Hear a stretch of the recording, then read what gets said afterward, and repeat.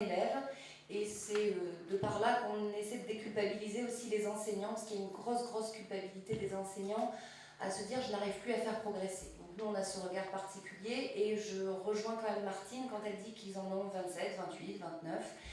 Eh bien effectivement il est difficile parfois de voir les difficultés pour certains quand on a la tête dans le guidon et qu'il faut faire avancer parce qu'on est malgré tout enseignant de la classe. Et ça c'est la première mission de l'enseignant, je crois.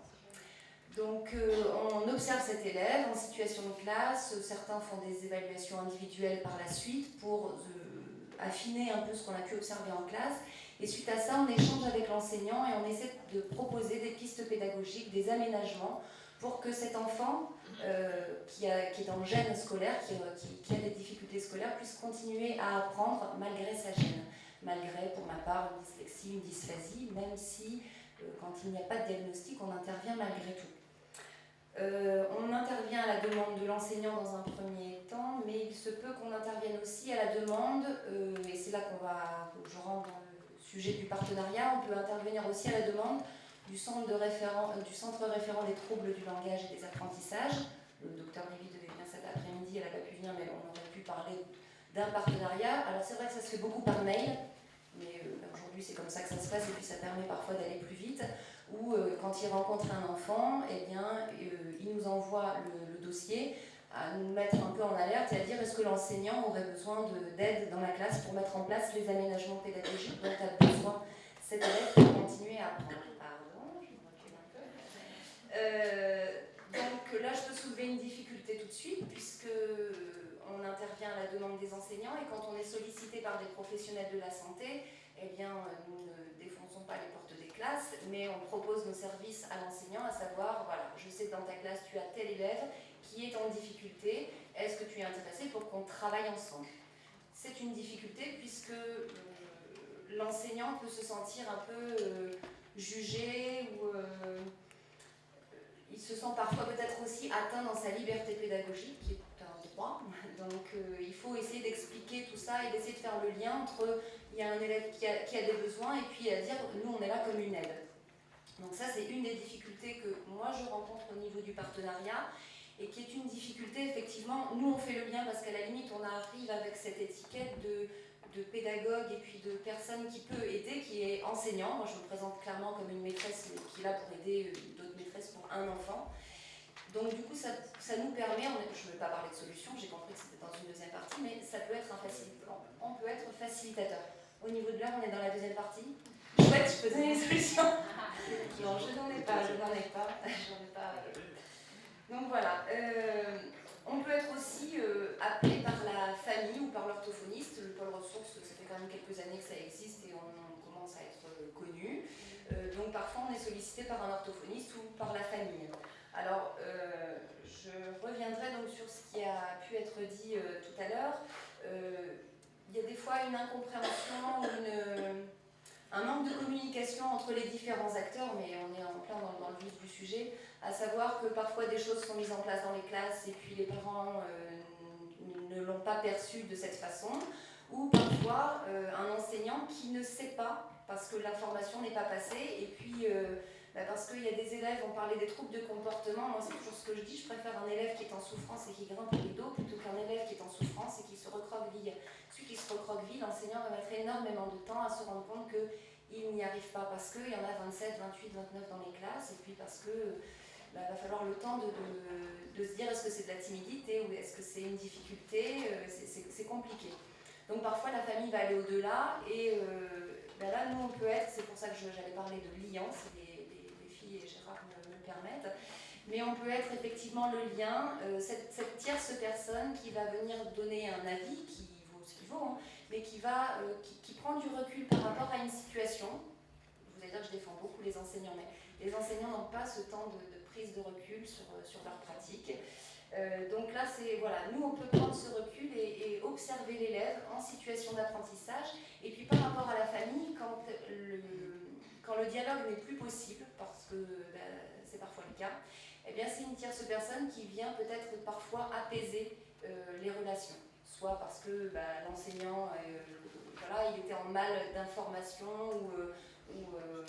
voilà, on a mis des choses en place et il va y aller, ou alors les choses étaient mises en place et on va pouvoir expliquer à la famille que son enfant est prise en compte et que l'enseignant fait tout pour qu'il puisse continuer à apprendre.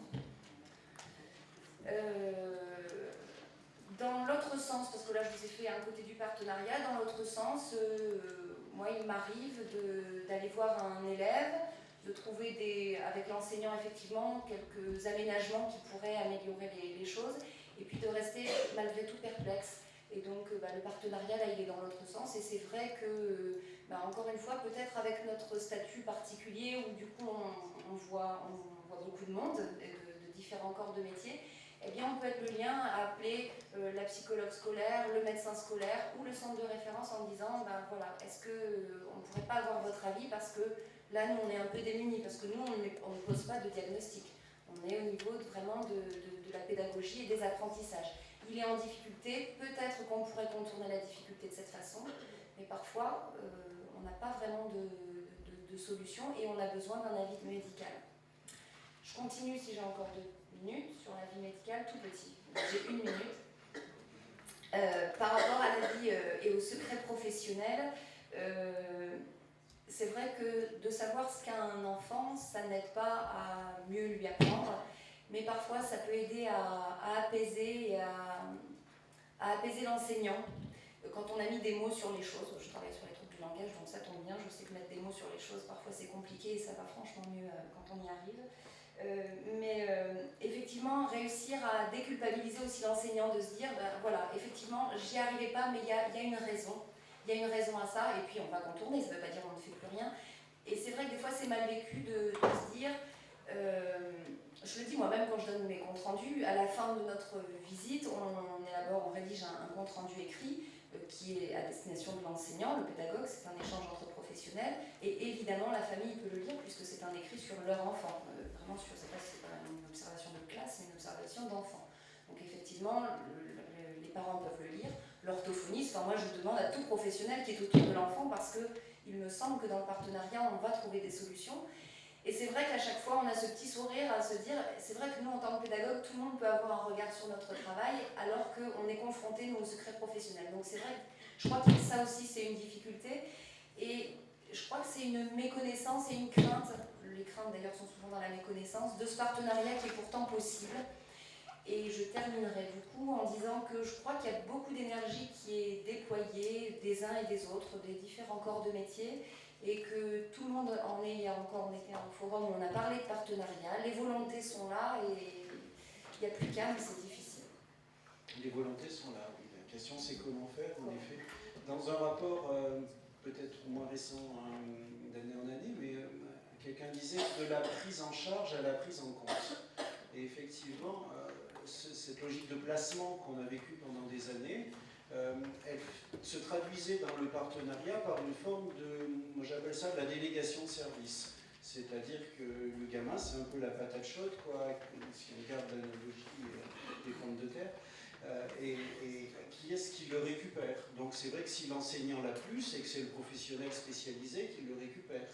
Et puis quand on le récupère, on fait avec, on se débrouille.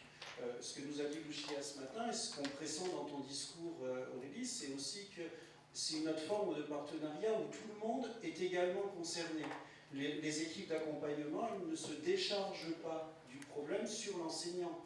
Ne devraient plus se décharger du problème sur l'enseignant. Ça devient le problème d'une équipe. Et les problèmes de l'enseignant ordinaire, c'est aussi les problèmes des enseignants spécialisés et des professionnels de santé. On ne peut plus considérer que le médecin a fini son travail le jour où il a posé un diagnostic et qu'il a donné les limitations de l'enfant, charge à l'enseignant de répondre à ces limitations par un dispositif pédagogique. L'enseignant, il connaît l'enseignement, le professionnel de santé, il connaît les limitations des gamins, et les réponses, on les trouvera tous ensemble, ou on ne les trouvera pas. Donc, ça suppose effectivement un espace d'intermétier, un espace d'intelligibilité. On a déjà vu que certains mots pouvaient ne pas être compris de la même manière. Et vous avez été deux à parler de secret professionnel. D'un autre côté, les enseignants, ils n'ont pas de secret professionnel. Parce que ce ne sont pas des professionnels avec un code de déontologie.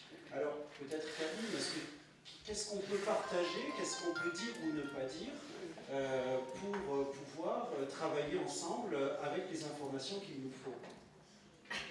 Merci Serge. Je ne vais pas dire grand-chose, c'est surtout les collègues qui sont à la table ronde qui participent. Sur la question du secret partagé, la discrétion, la confidentialité, on a une vraie question de fond dans la mesure où moi je la ramènerai directement à la situation initiale, c'est-à-dire qu'est-ce qu'on partage avec les parents. Voilà. C'est pas pour faire plaisir aux parents qui sont là, hein. C'est qu'est-ce qu'on partage avec les parents. C'est-à-dire que ce qu'on écrit, on est capable de le donner aux parents et systématiquement aux parents. Est-ce que dans la salle, chacun de nous est capable d'écrire et tout ce qu'il écrit le donne aux parents? Tout ce qu'il écrit sur un enfant, tout ce qui constitue dans son dossier à l'école, dans l'établissement scolaire, c'est la portée des parents. Ça fait partie des dispositions de la loi, hein, déjà depuis 2002, pas pour l'école, mais pour le secteur médico-social. Est-ce que tout ça c'est fait? Et je crois que ça commence par ça, c'est-à-dire tout ce qu'on va écrire, tout ce qu'on est capable d'écrire, ça doit pouvoir être lu par les parents. Alors, pas par n'importe qui, mais pouvoir être lu par les parents pour qu'il y ait une participation active au projet, pour qu'il y ait un partage et une participation active. Et je ne veux pas revenir sur empathie ou autre chose comme ça, c'est-à-dire comment on peut travailler ensemble pour partager ça et faire progresser le projet ensemble. C'est là la question. Et effectivement, les enseignants travaillent souvent dans la transparence. Enfin, tout ce qui se passe, tout ce qu'ils font, ils le font dans la transparence, les bilans pédagogiques, tout ce qui va être évaluation et suivi. On est souvent dans cette transparence-là par rapport à l'ensemble des autres partenaires. Moi, je suis assez surpris, mais je ne suis pas dénoncé.